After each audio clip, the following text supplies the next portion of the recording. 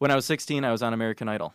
So who were the judges? That was Lionel Richie, Luke Bryan, and Katy Perry. Oh shit! And I sold my sequin jacket to Katy Perry during my audition. How much did you sell it for? $400, which she could have paid a lot more for that. But I was actually there was like a bargaining thing. She offered me $300 for it. Yeah, she bought it from me. She just Venmoed me on the spot. It was really funny, but. Luke Bryan got me to like get another $100 out of her, but I remember like thinking about it right after, and I did some math. Like her net worth could have bought the house I grew up in like 4,000 times. So I probably could have asked her for more money for the jacket, but you know, such is life.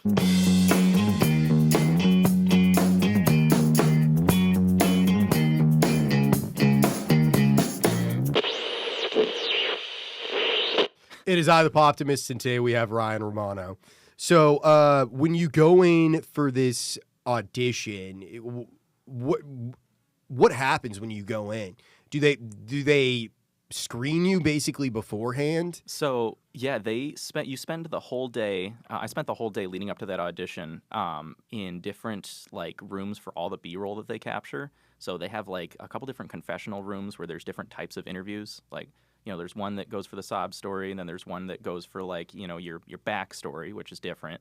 And then there's one that, you know, they so glad, like, you know, prayed to God they wouldn't use this footage, and they didn't, where they get you to dance to whatever your favorite song is. And I don't dance. That's not my. So they were like, "What's your favorite song to dance to?" And I was like, "Why?" And they said, "We need footage of you dancing." I was like, "Oh, okay." I don't know, Honky Cat, Elton John. And that is a deceptively hard like rhythm to group, like dance to, so it's bad. It's like syncopated and yeah, shit. Right. It's a I don't know. I couldn't dance. I probably could have two-step to it or something, but I didn't know how to do that. Yeah. So I mean that ended up. I spent that whole day. By the time you get to the audition, like you're exhausted. Like I woke up at. I remember it was my dad and I. That you could bring a parent. They tell you have to if you're a minor anyway. So my dad and I were going to all these different rooms all day. We got up at like 3:30 that morning to get to our first room by 5. I remember, and we went through the whole. The whole day was just like, getting all this different footage and talking about your different, musical background and this, that, and the other, what brings you here. And they use, it blows my mind because they record all these things for each contestant. They use so little of it, when you see like how many people were there and how many different, like recordings they got. It's such a small fraction of that actually makes it to television. So, again, I was lucky to like, get aired at all and get airtime from that and like jumpstart like what was a solo career then and all that. So. It was a long day though. Were you able to get bookings off of that as a kid? It was a great like leverage thing. Yeah, I was like, because that was the first thing in like the line right before the EPK comes. It's like, oh yeah, here's I'm Ryan Romano. I was on American Idol and I'm local, so you should have me at your bar, and it worked. It was great. It was great leverage and everything, and it was cool to like I met some cool people there that I lost touch with actually until I moved here, so that worked like that come full circle, just because you get to Nashville and then that network it was like rejuvenated. Oh yeah, so. Totally. Well, there's a lot of people down on Broadway that have been on The Voice, that have been on American Idol. Yeah, 100%. That regularly sing and perform down there. Yeah, I mean that's it's more consistent than the short like week you get to spend out in California to shoot the show and everything. If you're just doing the audition and all that. I mean. I came back. I remember I traveled to California a couple years later, and I just wanted to see I got to see that Dolby Theater and all that where they shoot the the next part of the show, the Hollywood Week and everything. And so Week. Yeah, it's like a wild. I think they still call it that, even though they shoot it. They shot the one for the most recent season at Belmont actually, which was cool because I was in the audience for it. Oh no way! Yeah, I was just like, and the same judges were there. I think they changed Katy Perry out for Katie Underwood or something like that, or Carrie Underwood. I forget, but Lionel Richie and Luke Bryan were still there, and my girlfriend and I, we went to the shooting as like just audience members, so I got to see all sides of it. Did they make you sign anything saying you wouldn't? Something like that, yeah. There was definitely some kind of e-waiver or something going in, being like, hey, you can't talk about it. You can't talk about this. You can't talk about who gets through. Well, it's funny though you say that though, because there were on the flip side of that as a contestant, like right after I got home from California when we shot it like forever ago. I remember I was going online and I started to see my name like populating in different like Reddit threads and all that of like who's in the upcoming American Idol season, because there's like super fans that'll go to those tapings just so they can like anonymously talk about it on Reddit and stuff. Oh my god! So it's weird because I start seeing my name and like they find my social media and I'm like, whoa, I gotta step up my Instagram game here. So I have some cool stuff. So did you get past the first round? No, I just did the audition and I didn't do so hot. Okay. But, so it but even just that, like my name somehow made it to, Damn. somehow they got a hold of a list of the contestants, and just seeing like, oh yeah, I met that lady. Oh yeah, I met that dude. Like, they're like all these people's names just end up on Reddit threads, and they, they'll find your pictures and all that, and just be like, these guys, what do you guys think are gonna be? Just people are so into it, I think it's a lot of like dude. Everyone's mom is really into American Idol.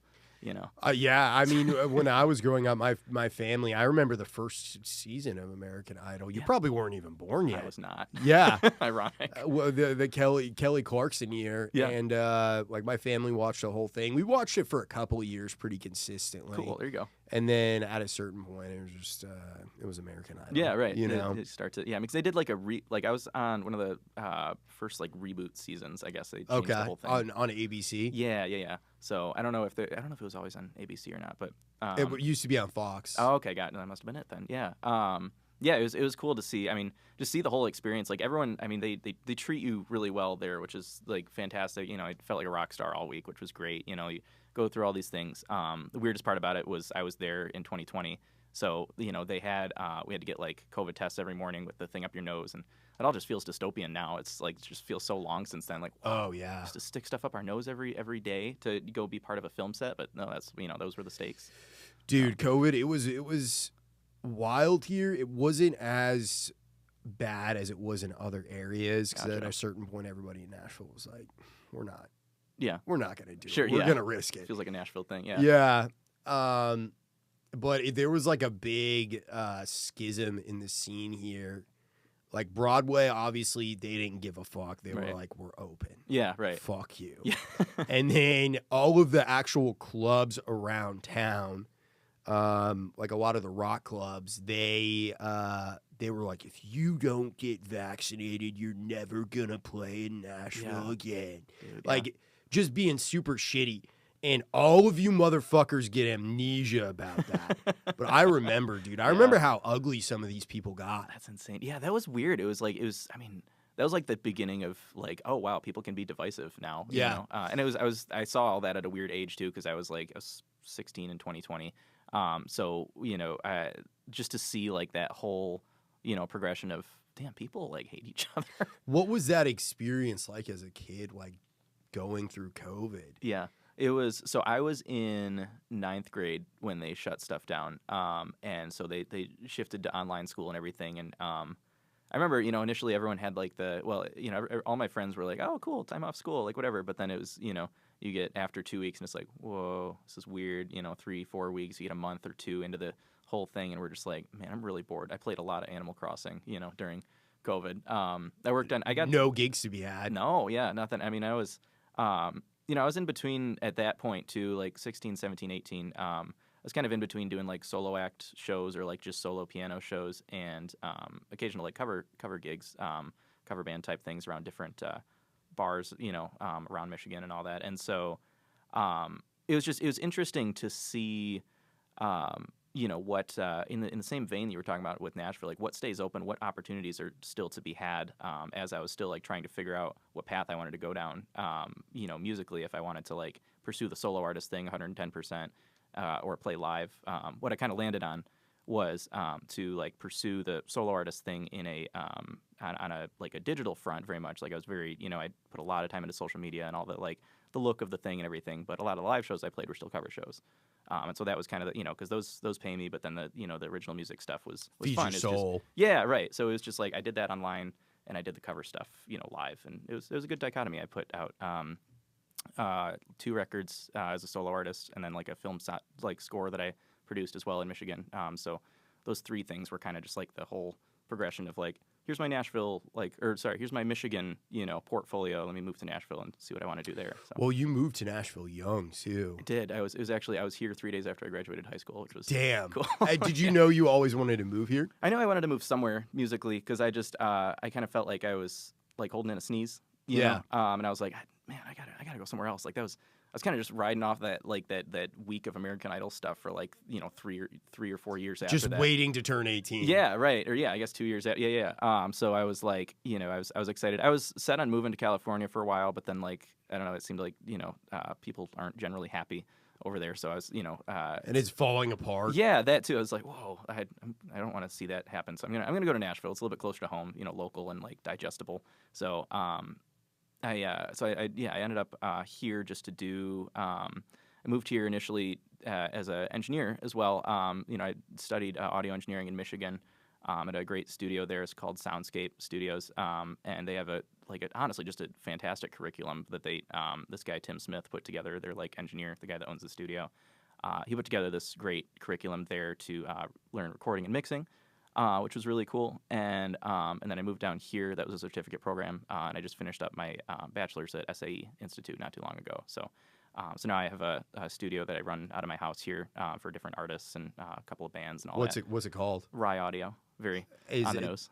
How can you find it online? Yeah, I've got an Instagram page that I keep up with pretty often for RYAudio, and then a website linked from the Instagram page as well. So, are you doing like all styles, all genres? Like, what is your specialty? Yeah, I mean, for a while getting started up, I would take anything that walked through the door. But I've realized there's value I provide in more specific realms now. Sure. So that's a nice way of saying you worked with some assholes. yeah, and I mean, there's I don't know, but no, it's you don't have to say it, dude.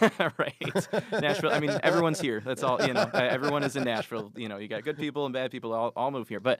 No, it's I ended up kind of pivoting to just take on projects that all use real instruments, and when you get to program type stuff, it's there's people that'll do better at it and work faster at it than I. So yeah. So I like to work with I'll have bands, bands or like an artist that I'll build. One of my biggest like values that I can provide to artists as an engineer and producer in my own studio is like just this massive mental repertoire of like all the best players for specific styles in Nashville. Yeah. So I spend a lot of time keeping track of people like even people we met on sessions I've done with you and everything. Yeah. I just like I've got like, okay, here's what I know this guy sounds like musically. Here's what he this guy is like fit for this role, and I'd call him to work with this kind of artist. Absolutely. Yeah, it's like you're casting a movie kind of. Exactly that. That's the way I always see it, because it's like we've worked together now on a couple different projects. Mm-hmm. The first being the Halloween special. Yeah. Which is like the first thing we worked on was the weirdest fucking thing that I've ever done. Hey, you found the right guy for weird music. Yeah. Because it was when I did the Halloween special. Basically, if nobody's seen it, like barely anybody's fucking seen it, but we filmed here. Mm-hmm. In the big studio, and we wore these black turtlenecks and these skull masks. So good. And we played like Italian giallo horror music, basically trying to emulate like a 70s horror film, Italian sound. And the whole thing, it was in black and white, and it came out great, and it looked super campy. Yeah. But working together, I was really blown away working with you, because I was just like, damn, this guy can really play. Because it's... keyboard players, they're hard to find in Nashville. I think it's the number one hardest thing to find. But I'm a bass player, so a lot of people are going to be like, no, bass is. But I'm a bass player, so there's any project I'm working on, there's always bass. Sure, right. So for me, it's always keyboard player, because I always want fucking keyboards. Mm-hmm. It's just I can't always have them based on availability or budget or whatever. Right, yeah. But we worked on that together, and once we worked on that, probably like a month and a half ago, we did a session over at Starbird Sound with Mike Fahey. Amazing session. Yeah, dude, it went so well with a singer-songwriter named Ben Masterson, and we did 2 songs that both turned out great. I've heard the final mixes. I haven't heard the master yet. Sure. But the crew that we had was good, because it was me, you, and then Colin Christensen on drums and Josh Norfleet on guitar. And I love working at Mike Fahey's studio, because it's just, I mean, Mike Fahey's fucking worked with like Chris Stapleton and the Rock on Tours and people like that. He's like an A-list dude. So everything just goes super smooth, you know, and it was really fun to work with Ben too, because the songs were great, because he basically sent us demos that were like rough sketches of the songs. It was like, this is kind of happening here, this is kind of happening here. But he pretty much left us to our own devices as players, and was like, whatever you think. So it's exciting for me when I'm in that scenario, because I'm like, well, I kind of heard the demos, and it's like what you were talking about. Like, who are the actors that can bring this scene to life? Yeah.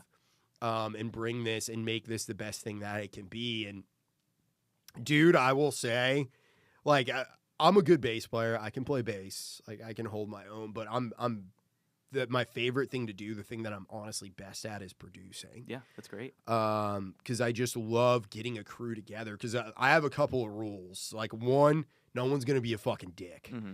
First and foremost. Oh, yeah. Because I've worked with a lot of fucking dicks. Yeah, they're not fun to work with. Yeah. And everybody was good. Mm-hmm. Everybody could play. And I Really knew between having both you and Colin on the session, you guys are producers in your own right. So I was like, they're going to be able to have ideas in the moment too. Yeah. It's going to make it way better if we have a band that's like interactive. Because sometimes you call people and it's like, yeah, I'll do a solo here. I can do this or I can do that. But everybody was coming with ideas. Yeah.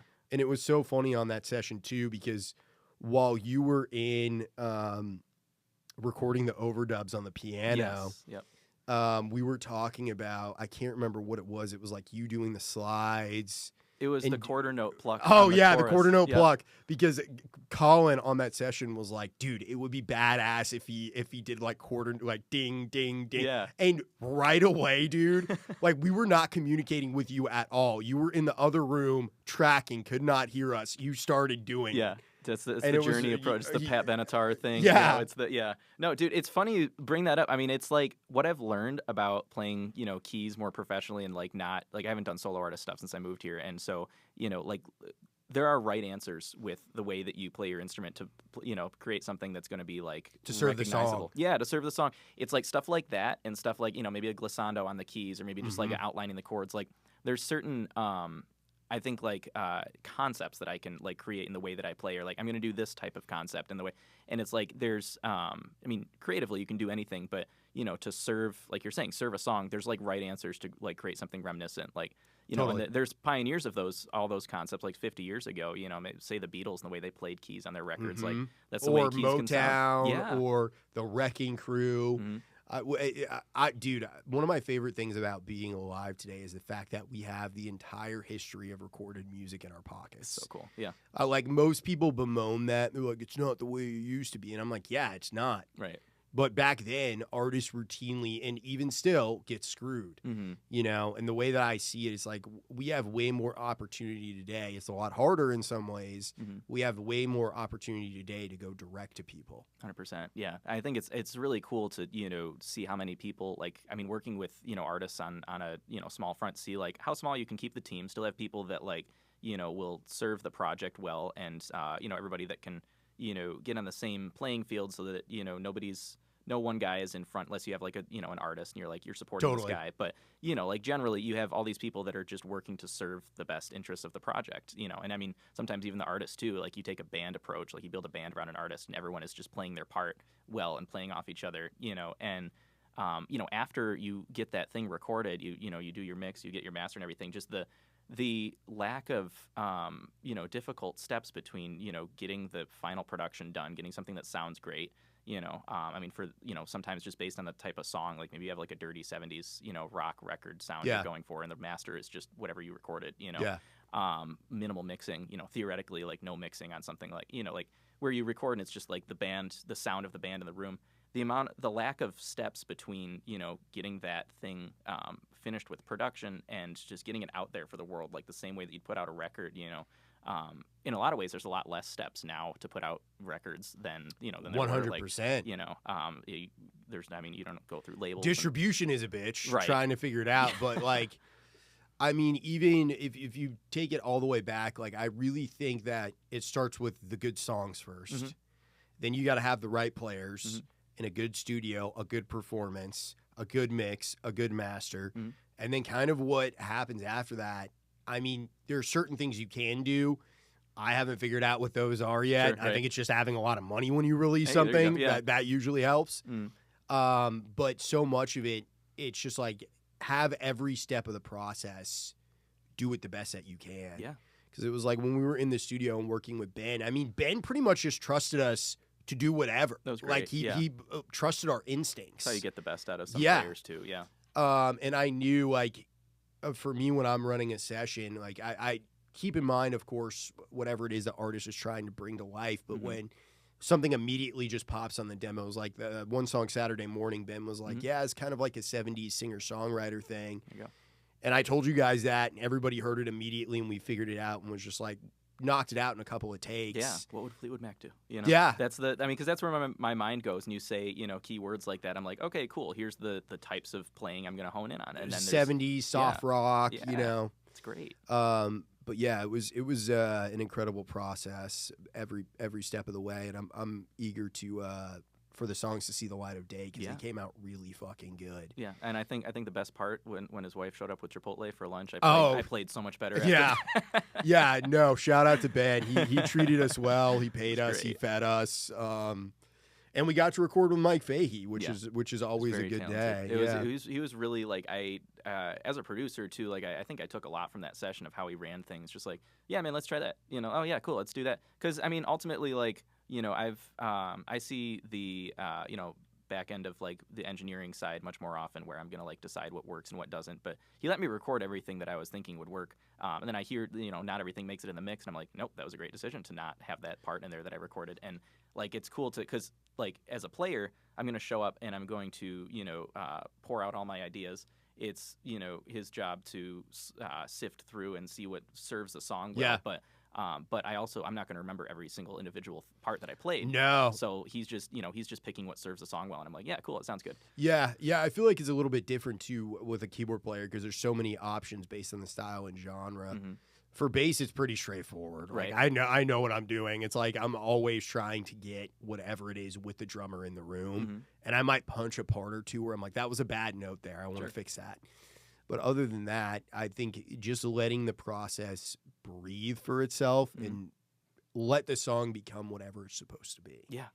I think is the most crucial part of producing any project. It's a really special You don't want to stand in the way. 100%. No, I mean, you see the project come together, and it's like it's a solid composition at its core, that develops into something like that. Exactly. And then there's so many options for like how fruitful you want it to be, I love to like, a game I love is, you listen to any new music you've never heard before, and you try to pinpoint, within 5 years when it came out because of the ideas they had during the production. You can you can hear when something was new and the approach they took, if it was all in the box or, and they're like building a song like track by track, or, I mean, when, you get into like 90s, the whole 90s, you hear a lot of weird effects that were like clearly being tried for the first time, and I think stuff like that. 80s a lot too. Of vocal, yeah, it's true. Yeah. And I mean, you hone in on like the specific, like, explosive snare in the 80s and all that, and then like the cohesion of the sound in the 70s, even sometimes just in mono, early 70s, Well, what's crazy too is like 1971 sounds different from 1975, which sounds different from 1977. It's very true. And you could really say that for any decade, except I would say for today. Everything just sounds so fucking homogenized and overproduced. And of course there are exceptions to that. There's a lot of great artists that are out today. But show any pop track from the past, I would really say 10 years. So like 2014, 2015 through now, it pretty much all sounds the same. If it's something that neither one of us had heard and someone just pressed play on a pop track and it's like, name what year this came out. Yeah. You might be able to. Of course, there are things that there are the exception when you look at someone like Bruno Mars or something like that. But that immediately pops when you first hear it. And those are the innovators of now. Yeah. Too. Those are people that are doing something different. Because you'll always have like, seeing music come out now, we're going to see all the music that, will be forgotten, unfortunately. There's a lot of music that's popular right now that actually won't stick around and be in like cover bands 30 years from now, and stuff like that. Like, they won't be playing it down on Broadway. Right. Yeah. And so it's cool to see like, the songs that are truly innovations of today as well that like, will that seem like they'll stand the test of time, and end up being like the songs that like, I wonder so often like what my kids are going to listen to someday, just because, I wonder like I think about like all the music that I like is all the stuff my dad showed me that he liked growing up. I didn't gravitate as much towards the stuff that was coming out when I was growing up.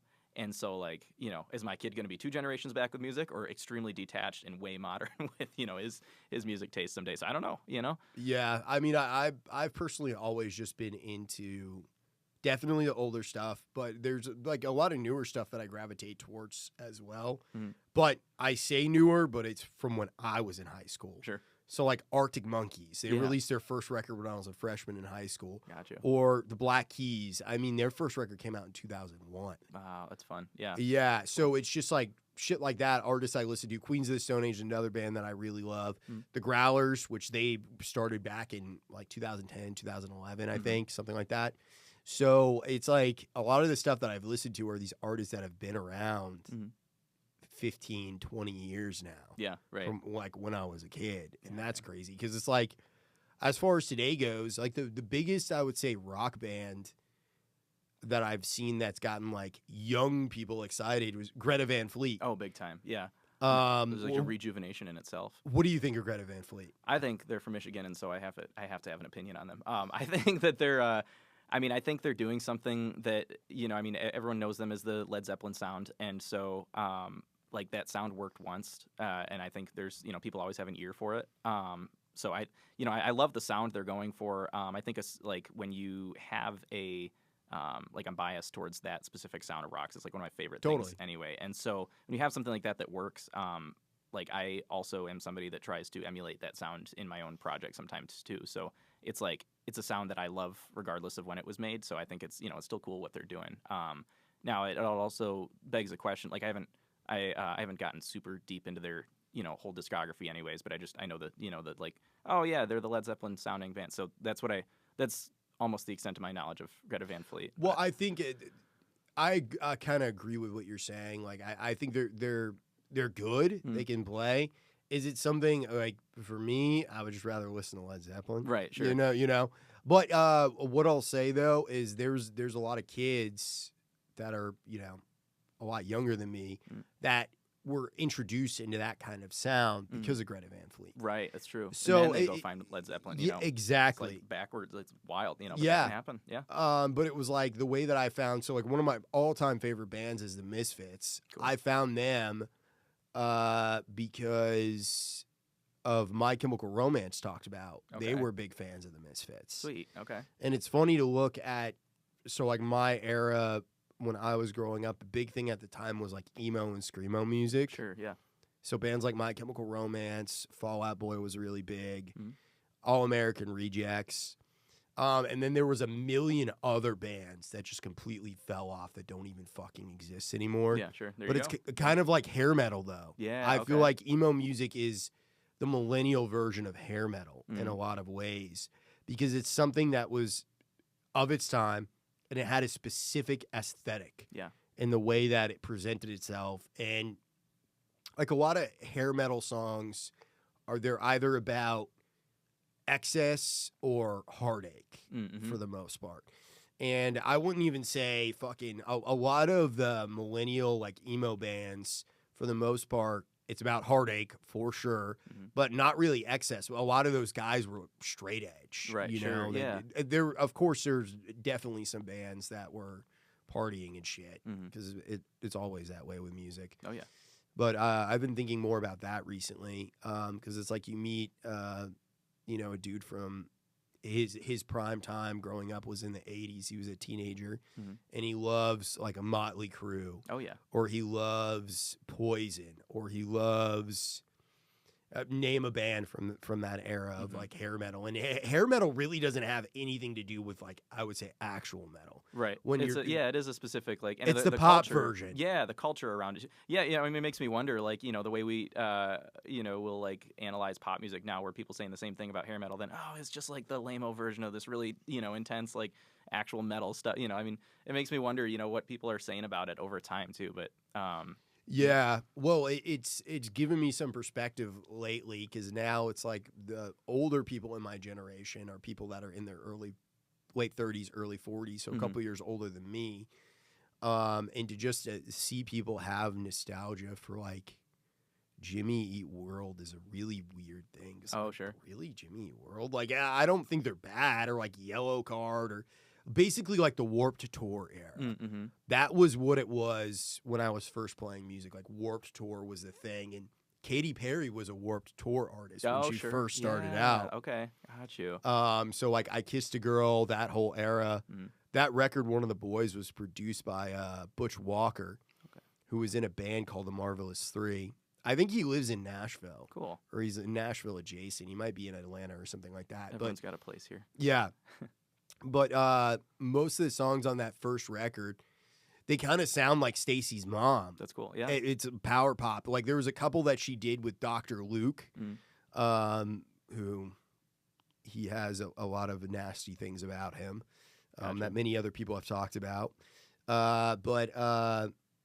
Yeah, the Butch Walker songs are really good on that album. Cool. They've always really blown me away. Yeah. And I thought it was cool. Katy Perry got her start in Nashville. Yeah, that's she right. was she was a Christian singer first. Oh, I didn't know that actually. Yeah. I knew, I mean, I knew she had, I figure everyone passes through here at some point in like a, massive musical career like that. But yeah, who would have thought? I mean, that's like it's cool to see, where people will start off and like where they end up and to see what sticks in the way they create music just as well too, to see like what, what sound that they hone in on. Like even you mentioned Bruno Mars, like that sound of his newest record is like much more like Latin, super percussive in nature. And it's like, it's cool to see, the guy that, put out like Just the Way You Are and Marry You and all. It's, it's just insane to see like, the progression of that and see, I mean, over time, I'm sure he'll put out another record in the next 5-10 years and we'll see even more like what is the true Bruno Mars sound, somebody that's making music over that,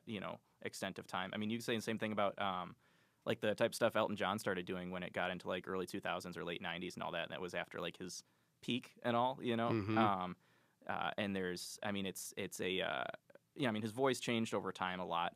And so that, I mean, everyone's does, but that, I think influenced the direction of the music and all that too. Totally. And then, he works on something like The Lion King and you hear just like, it's cool to see where, people's influences that, or like the influences that he would speak of, to be like those early 50s and like late 40s, like rock and rollers, that influence Elton John, and then how many people Elton John influences, in turn too, and how many people just lead back to like, how many steps do you have to take to get back to like the Motown scene or something like that, 100%. Well, it's like even in my own musical journey of seeing where I started versus where I am now, and where I started in Nashville versus where I am now is a night and day. I think everything I try to do, though, I try to excite my inner 15-year-old. That's cool. Of like why I originally started playing music. Yeah. And with music and doing anything creative, there are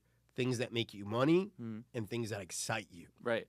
Sometimes there's a fine line. Right? Right in the middle. Yeah. Yeah. I mean, that's the goal is to hit that fine line. But it was like when we worked on the Halloween special, it was like my inner 15-year-old was like, this is exactly what I'm fucking interested in. That's pretty cool. Yeah. But that's not to say there's also time and place to go down on Broadway and play Don't Stop Believin', or do any of that whole thing where it's like you're putting on a show. You're playing the role of a musician. Right. Sure. Yeah. That's actually, it's a really good way to put it. I mean, because like so often do you see like the ironic, almost cheesy approach of like, or take on like the Nashville musician, and that's like what that's what something like Broadway probably perpetuates. And it's. I've seen a lot of people hit their limit with how much they can tolerate Broadway. That's what I want to do this summer is find out, how much I can tolerate. Just because people have, so many negative things to say about it. But like, it's also, it's what's here, and it's, it's competitive. It's Nashville's like the, biggest hub of like those circuits. To have like, I would imagine the most condensed live music scene that is attainable in the world. And it's cool to see, I know we've got our Broadway band. I've got another one I'm in the midst of starting up as well. And, both projects are in a very similar spot, just throwing a bunch of songs at them and, building seeing up what sticks. Yeah, building up our repertoire and all that. And, we'll have something valuable that, again, like you were saying, the role of musician, like people will, people show up to a show like that and they just want to see, they want to see someone that can be, Steve Perry for 5 minutes and then be like, Sam Smith, for another 5 minutes, something like that, and like jump like wildly between genres like that. You're a human jukebox. Yeah. Or the way Josh Norfleet puts it, he says you're a stripper with a guitar. That's good. But I like that. That's good. Yeah. I'll run around there with the guitar. I'll keep my clothes though. A stripper with a guitar. Yeah. That's the move. Yeah. Right we got to get some banana hammocks or something like that to be able to. No one wants to see me in that. No, it's interesting, man. I mean, it's like I've done my fair share of Broadway. You know, I've played gigs and have subbed out on stuff, and it was always an interesting experience. And I'm excited to have my own like project that I'm working on with friends to try and get off the ground, because it was like I went to honky tonk school probably 2 or 3 months ago, and that was really interesting. Gotcha. Because I had gone down with this guy. We went to Tootsie's to audition on a Saturday, because that's what they say to do. You got to go to Tootsie's to audition. They have it in the back room. And we got invited to honky tonk school. And you go there, which is Kid Rock's on the second floor on Mondays, 10 a.m. until 2 p.m. And you go in there, and you could either go in already with a band, like we're doing, and try and audition, or you just meet other musicians and you try and get on stage and like build a band. And when I did that, like I played with Lee and we did well. Cool. And I was happy with that. But there was a couple other people that I played with, and I honestly just kind of ate shit, because there was a bunch of songs I didn't know. Sure. Or I like didn't know well enough to be able to do it, and it was just very like cutthroat. Yeah. Like I felt like the musicians were cutthroat as well, because everybody's trying to get a gig, and I didn't take it personally. You know, what it taught me was I got some work to do, firstly, and secondly, I want to come in here if I'm doing something like this with my own band, where like we're coming in as a unified front. Yeah. Yeah, and I mean, I think that's powerful too. Just to, in the same front, like that's like I think a very contemporary approach to what music lends itself to now. Like, where's the opportunity at something like that? But in a similar vein, I mean, some of the bands that we'll all look up to and like appreciate the impact of on music started off playing covers just as well too. Yeah, I mean, I feel like a lot of bands do. There's exceptions to that. I think like, especially with a lot of that punk stuff, they didn't really do that. They barely knew how to play their instruments. But I really value musicality. Yeah. Like I want to know how to play my instrument the best that I can. And there's, I mean, we're similar in the way that it's like we do covers, but also we'll do original gigs and play either with our own bands or with artists that hire us and play with music. And I really feel like here it's a balance between all of them, because there's sometimes, like right now, it feels like it's where I need to be, is focusing on covers and just like learning a ton of music and focusing on the actual work of it. Yeah, because summer's rolling around. Yeah, exactly. And then in the wintertime, it's when you can kind of hunker down and focus on your own projects. Yeah. You're playing the shows over in East Nashville or doing the original project thing. But it's different for everybody. There's some musicians that I know that I even play with who are like, I have no interest in Broadway or playing Sweet Child of Mine ever. Right. And it's like, I just want to be able, I play music so I can play original music and express myself. Yeah. And that's fair enough too. Yeah. I don't think there's any one wrong way to do it, unless you're being an asshole. Right. Like that's the only way that I see it as a wrong way. Yeah. In any community setting, just to, to make it like not worth it for the people around you too. I mean, 'cause sometimes you end up in musical setting where like, you're trying to figure out which of those pillars you want to check if you're trying to be. It changes over time. Yeah, and there's in betweens of those too, and it's sometimes you're trying to do something original, but there's always the question of money, and if you're going to try to monetize it, there's certain avenues you got to take and all. But if you're doing it, something purely for the fulfillment of what it is, and you have your other things that you monetize, be it music or otherwise, outside of that, then some things flourish for what they are. That's how I feel right now about Dream Fever, and the direction of that is, we starting it up like we were, in a while trying to figure out, like what role we wanted it to fill. We started writing music that was like deliberately progressive in nature, leaning into some like prog rock stuff, but also just like progressive and like combining genres and trying things that we think haven't been done before, or that again didn't stand the test of time, and an idea that rejuvenates itself. Something that's exciting to you. Yeah, right. And it's like it's not a band that we try to monetize so much. If that type of thing comes, then it'll be purely because of the passion that we've put into it for exactly what we get out of it. Blood, sweat, and tears. Yeah, love. Right. Love the game. Love the game. Yeah. And so it's a so now we've got like our first record underway, which is fun. And we've started to we put out 2 singles that we've recorded from it so far, and we're working on the rest. And so it's cool to have something like that you remind yourself as a professional hireable musician to take time to do something that reminds you why you got into it in the first place. 100%. And I think that's what happens a lot with the Broadway players is that you get into Groundhog's Day where it's like the same thing over and over again, where it's like Pink Pony Club, Sweet Home Alabama, American Girl, Sweet Home Alabama again. Yeah, faster this time. Yeah, exactly. And it's like if you do that over and over, you're going to get burned out because there's the other thing that happens with people down there too. A lot of players they're used to being broke most of their life, not making any money off of music. You're down there. There's all the bachelorettes. People are trying to buy you drinks all the time. Right. There's all sorts of drugs if you want them, cocaine, weed, whatever it is that you want.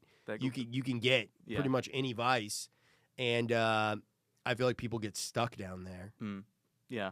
I mean, and that's an interesting world too, just because everyone's got a different goal with Broadway too. Sometimes it is just fulfilling because there's people that their whole MO is playing covers for the rest of their lives, and that's like actually I have a lot of respect for people that are totally content not like doing something original just because. In my own upbringing, I thought that's what everyone was trying to do until I moved here. And I'm like, oh, there's some people that are like just cool, just like, being sideman. There's many ways to skin a cat. Yeah, right. That's it. Yeah. And so, it's cool to see when, people are fulfilled by a type of thing like that. And those are going to be like the Broadway players of all time, like the people that like, every once in a while I'll come across someone that's like, oh yeah, that dude is like, has notoriety for playing right here all the time, But it's cool. He knows everything and he's reliable and he's easy to work with. Yeah, that does it. Yeah. I mean, it's such a people industry. And I was starting to say, finding different like roles that it has in people's lives over time and like what your goal is to, spend different, only put so much time into something like this. And I'm trying to, work Broadway into the time that I like won't spend occasionally touring when I have those opportunities come up and all that. Because I remember I was going to like jump into, trying to start the Broadway band thing at like the end of last year. And then I had a tour I knew I became aware of coming up for January. So I was like, let me not dive into like cover world yet because I want to, enjoy January for what it was. There's only so many hours in a day, too. Yeah. Like, mental bandwidth is an actual thing. It's very true. Yeah. My impulse, especially when I was younger, and even now, Eric here at the studio will tell you, I say yes to everything and I try and do everything. Sure. And it's just the law of diminishing returns when you do that. Yeah. I mean, you gotta be picky and choosy. Sometimes, like, the genre of gig or the type of people that you get to work with and all that. Like, the wild thing about the music industry is, like, you can meet every kind of person doing a very similar job, and all the while, the things that stick around, the gigs you get called back for are probably just going to be people that have, that's something to do with you too, that are similar to you. And so I think it's good. Like I've started on the forefront, I try to just call everyone, get someone on the phone for 10 minutes, before I go and do a gig with them. 'Cause I can scope out pretty quick. Is this person going to like vibe with me in the slightest? Or like, are we just like, did one of us grow up totally different than the other? And like this gig is just going to happen. And then it's just going to be like, all right, well, nice to know you, like your corporate gig that you had. And then, I mean, that stuff happens, where you just have like a wild, like, man, this gig is not like for me, and I mean, and then there's gigs where you're like, man, these people, I pray to God they'll call me back to play with them again because there's like, I just groove with them so much. And then, you start to see like all the things that it could become. Totally. It's cool.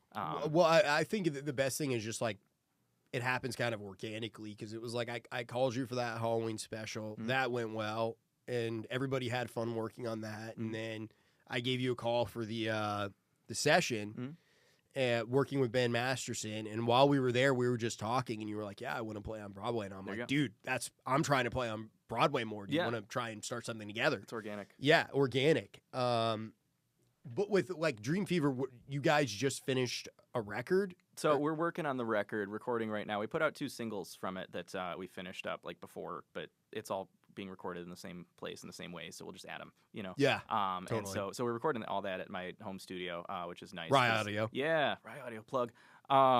It's cool because that like we've decided, as the record's been taking shape, like that record is very much going to sound like what happens in that room, meaning that it's going to sound like a group of 4 friends that are just like, shitting music out. Like, and it's good. Like, it's all deliberately, there's a lot of deliberate, very progressive elements to it. We try a lot of stuff in odd time and just to push ourselves musically. Like, I've become a much better musician playing in that band just because we try, like, I got to keep up with like 17/8, and I got to like feel that, and you start to like, you get a larger sense of like what that means musically and like why bother? Like, why bother doing something in odd time? Why bother doing something regularly?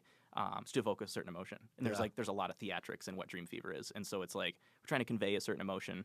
Something we've talked about like prog rock in particular, is like the only genre that we can deduct that can convey awkward as a feeling in music, because you can have like, sometimes it's like really heavy percussion. Right, yeah, it feels like awkward, and it's like the type of thing that you need in like a Napoleon Dynamite or something like that, some weird music. And so but there's some really like heartfelt, passionate parts of what that record is going to be too. So I'm really excited for the spread of it. We've got like our track list of songs that we play live often, and took us a hot minute to like solidify our production approach.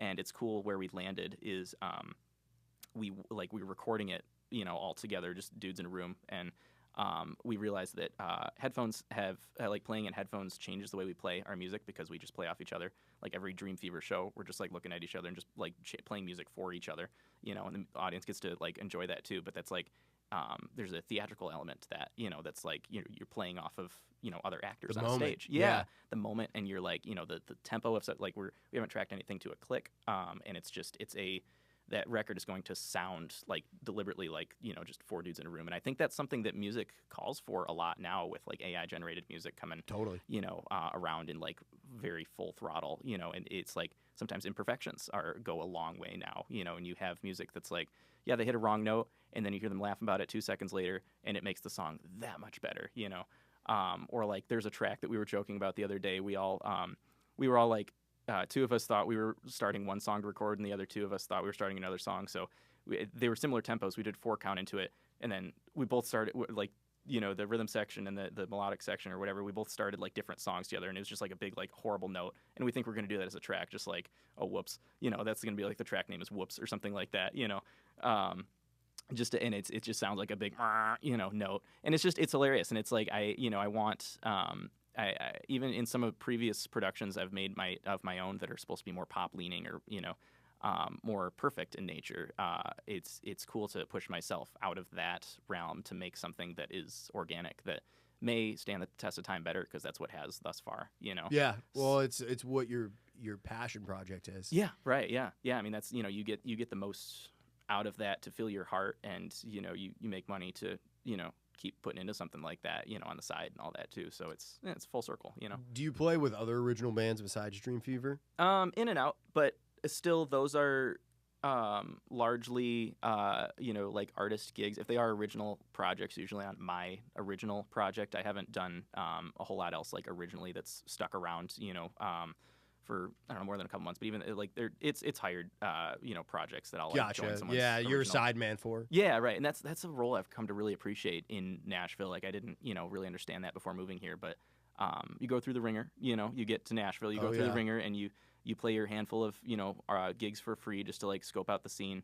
And then I felt like there was like a point where I was like, oh, okay, I got it. I understand like how this whole Nashville thing works, who's in control of here, what the role of artist means, what it means to be sideman, what it means to, play cover gigs and all that. And you figure out like all those specific roles and what's expected of you, and then suddenly you're just like, you choose a hat to wear, or a couple. Yeah. Because you learn the difference between like a sideman gig, a cover gig, an original gig, and you just choose from there. Like it's an ebb and flow for me. Yeah. I'm kind of like drifting between always those different things. Yeah. And I mean, it's cool to see just as well, like what you can, develop out of yourself as a musician, to always aim to be better, either on a business front of like doing more things that are either paying better or more fulfilling to you, or just your own skill set and what you can offer to people. Like, I got a gig recently, a gig at some friends, playing a show that I'm gonna hop up on, and there's already a keyboard player in the band. I'm doing like aux keys type stuff, but Are you playing the guitar? the guitar, yeah. So that'll be fun. But not every song calls for like actual like anything that can be covered melodically by keys, like either a horn or synth or organ or piano or Rhodes, anything that kind of slightly deviates from that. So I'm gonna be doing like some percussion things, which is mostly new to me. I ended up spending a lot of time growing up. One of my favorite songs is "Are You Gonna Be My Girl" by Jet. So I spent a lot of time learning about the swing of a tambourine based on the angle of your wrist. And so I can play tambourine really well, actually, which I'm excited to like offer for that gig. 'Cause it's always like the throwaway instrument, but like there is very much a technique to tambourine. It's fun. Oh, dude, it's cool. I would say percussion is what really brings a track to life. Yeah. Honestly, Yeah. If you just add whatever it is, bongo, shakers, tambourine, it can make a track that's like an 8 out of 10, a 10 out of 10. Yeah. Or even really a 7 out of 10, a 10 out of 10. Because it complements how you feel about it. Like it almost like helps you feel the same way the artist might feel if they have something to do with the percussion in it. Or if there's a discussion had like in the studio about like what percussion elements are going on it. Because if you have like a quartet rock band that's like killing a song and it's like it feels like a rock song, then maybe some interesting percussion on there can like put you in a specific headspace with it or something like that. So something to move the choruses along a little bit more. Yeah, right. Yeah, I'm gonna give you a lot with it. So yeah, I'm excited for that. Just to it's out of left field for me, but it's like it'll be fulfilling because it's something new. When I moved here, I wasn't like terrific at the guitar, but that's what Dream Fever did. Is it pushed me to be better at that. So totally, always just upgrading yourself. Well, I think the other thing is like choosing. You want to choose projects that are in your wheelhouse that you can do well on for sure. But there is something to be said for choosing something that's just a little bit beyond your comfort zone. Yeah. Nice. And it makes you a better player. Or even like with the Broadway band, there's a bunch of stuff that I've never really played or been interested in playing. Like I've never played like Man in the Box before. Oh yeah, it's a good song. And it's not necessarily a style of music that I gravitate towards. Like I like some grunge. I like Nirvana though, but everybody likes Nirvana, right? Sure. So it's just been interesting, kind of learning some of that stuff. Where it's like, oh, okay, so like Alice in Chains is like the Metallica of grunge bands. Yeah, kind of. Sure. That's a good way to put it. Yeah, actually. I think that shoe fits. Yeah, I mean, because you get different like. I feel like all specific songs paint a picture, and the more you like listen into something and try to figure out what was going on in the room it was recorded, or the way it was recorded if it wasn't a room, you get more out of like the initial intent behind the composition that made it through one ringer or another. Like because that's the thing. It like theoretically, I mean, this isn't always the case, but theoretically, like every original song, is written in a similar way and then pushed through a different medium to get it to some tangible format. So like whether you're writing something as like an acoustic or acoustic guitar and vocal type thing, or like piano vocal, you have the melody and you have a general chord progression, and that will upgrade with a band. Or if you're taking that type of composition and putting it right into a DAW to build out track wise within a DAW, and it sounds a lot more contemporary and poppy. It is all to get to like a tangible format of song in the end. So you can release it. Yeah, right. So it can come out, so you can release it and all, and you get so much, out of the emotion that comes to the song just based on the means, like the which lane or alley you took to get it to the tangible format, So that's like the cool, that's why I, enjoy Well, there's so much that's unplanned that happens too. Right, It was like you were talking about that one song where you guys both thought. Yeah, right. Two different songs. Yeah, starting. two different songs. And it's like a moment like that. You're like, well, actually, it's the happy accidents. Right, yeah. I mean, which is really what Zeppelin and what Jimmy Page's production style really was.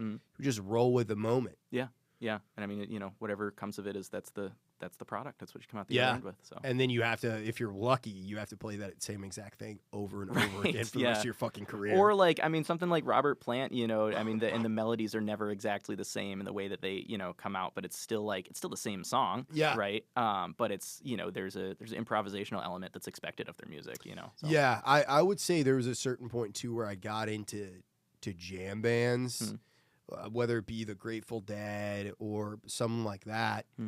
And I just grew a real appreciation for that because, again, there's just so many different ways you can do music because it's like the Grateful Dead were in the era of the records when records still sold. Yeah, right. But they didn't give a fuck about their studio recordings. They didn't care at all. They're like, we're trying to get on the road. Right. Just because that's one small iteration of the same song that's going to exist so many more times on the road. Yeah. So. Yeah, and for me, I've never been a musician that's really. I like playing live. I enjoy it. It's fun. I like being in the studio way more. Sure. But yeah, I knew from a young age that I didn't really want to spend my life on the road. I know you've done a little bit of touring. Like, what are your thoughts on touring? Yeah, I mean, it is a like mind flipping thing in itself. Just because I think a tour will like. It tests some people and tests their limits to, go out and do like a similar show every night along the road and whatnot. But it's a beautiful thing. It's a beautiful way to, see the world. And that's what I've gotten out of it so far. Like I did last September, I was on the West Coast. And then more recently in January this year, I was on the East Coast. And then there was a European tour with the same artist, Andara, that I was touring with, and the European thing ended up getting postponed, but I still went to Europe anyway, just because I already had my plane ticket. So it was cool. I just spent 2 weeks, or I spent a week in Paris with my girlfriend. It was a beautiful time. So it's a really cool thing when you're out on the road to see like the way different audiences all react to a similar show every night, and like how much the venue can help like sculpt that that output of your music, and like the atmosphere that you're playing in sculpts like the feeling of the music just as much as the songs themselves. Like we did shows in like the type of venue that'll look like I don't know, something like the Brooklyn Bowl or something like that, kind of like a mid-size theater. Yeah, right. Yeah. Something like that. Yep. That, and then there was shows in like a art exhibit or something like that. We did. We played it at Meow Wolf, if you've ever heard of. Oh yeah, yeah. In Denver. Yeah, in Denver. Yeah. That was really cool. It was like and so like those two different like extreme different venues in a setting like that. The music feels so different. The audience reacts to it differently. Like one room has people being stoic, and the other one has them like really grooving and like feeling stuff and letting themselves like go. That, to answer your question, was the most fulfilling part of touring, and like the thing that I learned so much about, musically in the touring sense is, learning to like experience the audience letting go. And like there's people that, when I'm a sideman on a project and I'm not as focused on like my exact output of like lyricism, for instance, and I'm not the artist, and I'm playing a part, and maybe it's as simple, like in that context, it was a lot of like very floaty synth pads, very atmospheric music that we were creating. It was all very mellow, or a lot of it was, and so it was really cool to like see a couple people, in the audience from the front of the stage that are like over the course of like a hour and a half show, like let themselves go over like 90 minutes, and they like people that like their body language changes, and it's a gradual change, but you're there looking at these people for long enough that you just like watch their shoulders drop, you watch their eyes close, and you watch their hands go down, you watch the phones like go away, which is like really interesting to see. Like people want videos at I see so many more phones. I saw so many more phones on that tour at the beginning of the shows than the end, because the artist I was touring with, he has this innate talent to just capture people and like really grasp somebody's like attention in a way that makes them introspective, which was really cool. And I don't think he's very soft spoken. He didn't have much to a ton to say about the music in between each song, and I think that let people formulate their own thoughts. There was a lot of silence during those shows, and I came to really appreciate the space in the music, whether we were mid song or like in between songs, and there was just like a moment of silence. Almost felt like a moment of prayer or something like that, something like ethereal, so to speak. It's meditation. Yeah, it really was, and he described it that way too. That those shows were like part of meditation. So that's been most of my like out of town extended road gigs or tours so far, as that where working with that artist, and it's a really special like just means of you throw yourself 100% into the music, and you are in it, you're with it for however long you're out on the road, and that's what you can get out of it is how much you let yourself be fulfilled by the picture that you're painting for people that are showing up for something so passionate, like passionately for the show. And that was probably the one of the most interesting things was going up to people after some of the sets, and people would be like, "Oh my gosh, you guys did amazing! Like I feel so rejuvenated and like so full and everything," and they would be telling me about different shows they'd come to of this artist over like 10 years or so, and I wasn't they knew him before I did. And so they tell me about like how he's had this progression. I'm like, this is so cool to be like a small part of something that is like a project that's moving along so well. So larger than life. Yeah, so that was my experience with those. I became very introspective myself too, just with those shows and everything, because it's so mellow that it makes you think, and it really is like a it was like an extended period of rejuvenation. It was almost like a some sort of like mission trip or something like that, just to feel that out of music, to be like a musician in that regard. It's cool. So. I think that's the perfect spot to end it. Where can people find you at? Yeah, I probably most active on Instagram, Ryan Roman 0. It's Romano, but someone took the one with the O. So Ryan Roman 0 is me. One of those moms on Reddit. Oh gosh, they knew I was gonna blow up. No. So yeah, that's where I'm at the most. I have a YouTube channel I haven't touched in a little while, but I put up some good stuff there occasionally, and Dream Fever is the original band I've got. So those things are out there. Hell yeah, dude. Thanks for coming on. Thanks so much for having me, brother. I appreciate you. This next song is called Surf Dracula. It's from the Poptimist Halloween Special 2. Keep on dreaming. I'll see you real soon.